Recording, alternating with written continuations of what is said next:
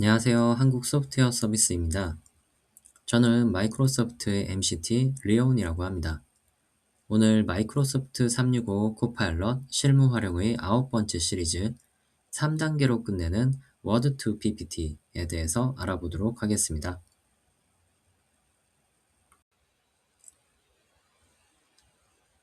네, 지난번 우리는 워드를 활용해서 흩어진 정보를 하나로 모으고 논리를 정교하게 다듬는 지식의 합성 과정을 함께 고민해 봤었습니다.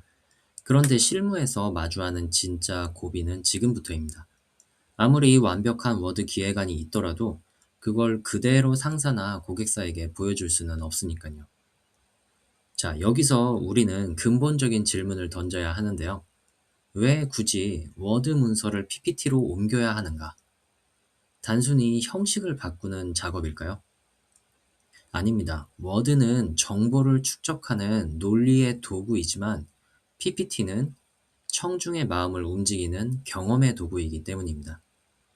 워드가 무엇을 말할지 고민하는 단계라면 PPT는 어떻게 느끼게 할지를 결정하는 단계인 셈이죠.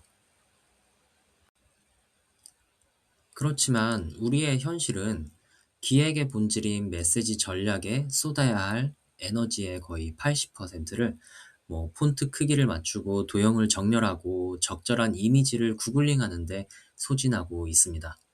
소위 말하는 노가다에 진이 빠져서 정작 발표 현장에서는 가장 중요한 설득의 힘을 잃어버리는 경우가 너무나 많은데요.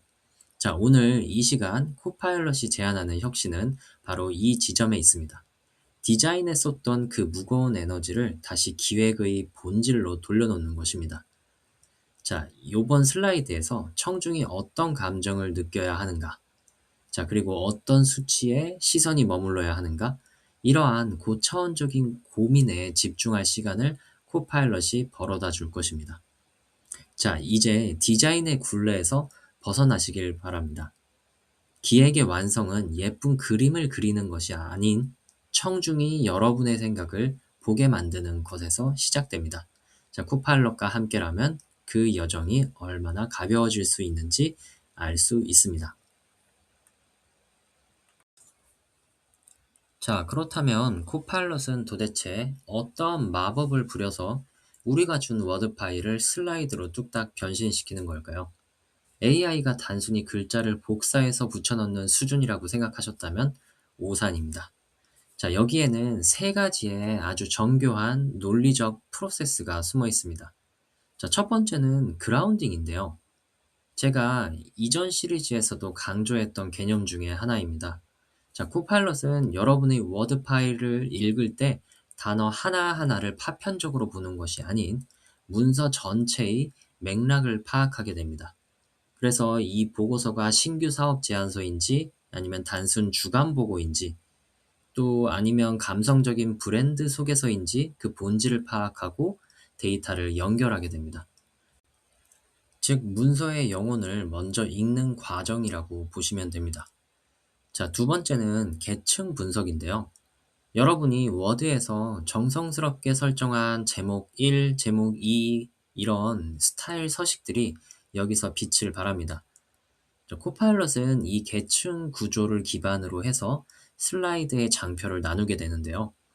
자, 큰 제목은 슬라이드의 타이틀이 되고 하위 부문의 핵심 블랙 포인트로 변환이 됩니다. 자, 여러분이 워드 기획안의 구조를 탄탄하게 잡으면 잡을수록 코파일럿이 내놓는 PPT의 완성도는 기하급수적으로 올라가게 됩니다. 자, 그래서 기획의 구조가 곧 슬라이드의 구조가 되는 셈입니다. 자, 마지막으로 세 번째는 비주얼 매칭인데요. 아마 이 부분이 가장 신기하실 수 있을 겁니다. 자, 코파일럿은 텍스트 안에 담긴 핵심 키워드를 추출해서 그에 가장 적합한 스톡 이미지와 아이콘을 마이크로소프트의 방대한 라이브러리에서 알아서 찾아서 배치를 하게 됩니다. 자, 성장이라는 단어가 있으면 우상향하는 그래프 이미지를, 그리고 협업이라는 단어가 있으면 손을 맞잡은 아이콘을 갖고 오는 식입니다. 자, 여러분, 코파일럿은 단순한 자동화 도구가 아닙니다. 여러분의 기획 의도를 읽고 그것을 시각적 언어로 번역해주는 스마트한 통역사라고 볼 수 있는데요. 자, 이 세 가지 원리를 이해하신다면 이제 코파일럿에게 어떤 워드 파일을 건네주어야 더 훌륭한 결과물이 나올지 감이 오실 겁니다. 자, 이제 이론을 알았으니까 실제 현장에서 결과물의 퀄리티를 200% 끌어올리는 한 끗 차이 전략을 공유하겠습니다. 코파일럿을 많이 써본 분은 생각보다 디자인이 좀 평범한데? 라고 말씀하시고는 하는데요. 그렇지만 그건 코파일럿의 한계가 아닌 여러분의 프롬프트가 너무 평범했기 때문일 확률이 좀 높습니다.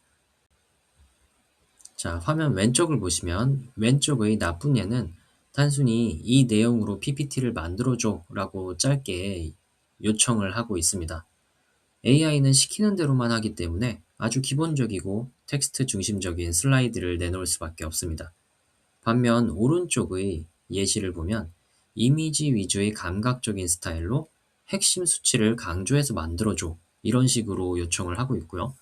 또는 전문적이면서도 혁신적인 느낌의 블루톤을 사용해줘 라고처럼 구체적인 좀 그러한 형용사와 스타일 가이드를 제공을 하게 된다면은 결과물의 온도 차이가 많이 느껴질 수밖에 없습니다. 그래서 코파일럿은 여러분이 던지는 이러한 형용사에 민감하게 반응하게 됩니다. 자, 그리고 여기서 아주 중요한 실무 팁을 하나 더 드리자면 코파일럿이 만든 초안이 100% 완벽할 필요는 없다는 점입니다. 코파일럿이 90%의 뼈대와 디자인을 잡아주면 나머지 10%는 파워포인트의 기존 기능인 디자이너를 활용해서 리터칭을 해도 됩니다. AI가 추천해주는 다양한 레이아웃 옵션을 클릭 몇 번으로 적용하다 보면 디자이너의 손길을 거친 듯한 고퀄리티 장표가 완성될 수 있습니다. 이것이 바로 코파일럿 시대의 새로운 워크플로우입니다. 인간이 모든 것을 그리는 시대에서 AI가 제안하고 인간이 선택하는 시대로 변하게 된 것입니다. 자, 그래서 AI가 뼈대를 잡고 여러분이 감각을 더하는 그러한 협업. 이 전략만 기억하신다면 여러분은 남들보다 10배 빠른 속도로 10배 더 매력적인 제안서를 만들어낼 수 있습니다. 자, 이렇게 이론을 한번 알아봤는데요. 자, 이제 저와 같이 한번 실습으로 들어가 보도록 하겠습니다. 네, 실습을 통해서 워드 문서를 기반으로 해서 PPT를 만드는 작업을 해보도록 하겠습니다. 저는 지금 비어있는 PPT 문서를 하나 띄우고 코파일럿을 사용하여 프레젠테이션 만들기를 선택을 하였습니다. 자, 여기에 프레젠테이션을 만들어 달라고 프롬프트를 넣어야 하는데요. 저는 참조 파일을 기반으로 해서 만들어 보도록 하겠습니다. 저는 구조화된 워드 문서를 여기에 넣었고요.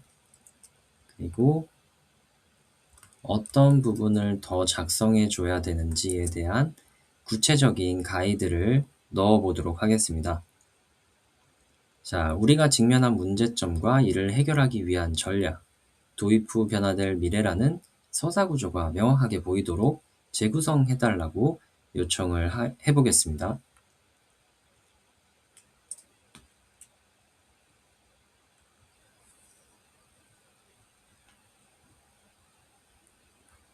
네, 이렇게 제가 요청을 했던 부분이 작성이 되었고요.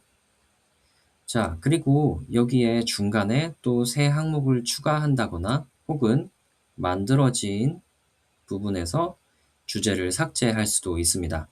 자, 그러면은 저는 만들어진 내용을 기반으로 해서 바로 작성을 하고 프레젠테이션 스타일도 선택을 할 수 있습니다. 여기에 추천 프레젠테이션 스타일을 선택을 할 수도 있고요. 그리고 혹은 내 조직에서 제가 업로드한 그런 서식 파일을 선택을 해서 작업을 할 수도 있습니다. 저는 하나를 선택을 하고요.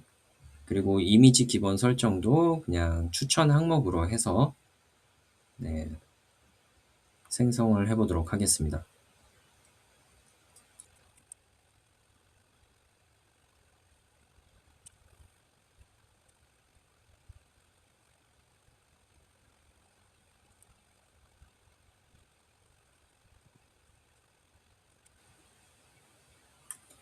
네, 이제 새로운 프레젠테이션으로 확인을 해 보도록 하겠습니다. 네, 이렇게 워드 문서를 기반으로 해서 PPT를 만들어 보았습니다. 지금 만들어진 PPT는 아무래도 디자인적인 측면에서는 조금은 손봐야 될 부분들이 좀 있을 겁니다. 그렇지만 여러분들께 초안을 만드는 시간을 절약해 준다는 측면에서는 큰 이점이라고 볼 수 있습니다. 자, 여기서 부족한 부분은 이제 코파일럿을 통하여 추가적인 변경이 가능합니다. 코파일럿을 통하여 절약한 시간을 좀 더 생산적인 업무에 투자하시기를 바랍니다.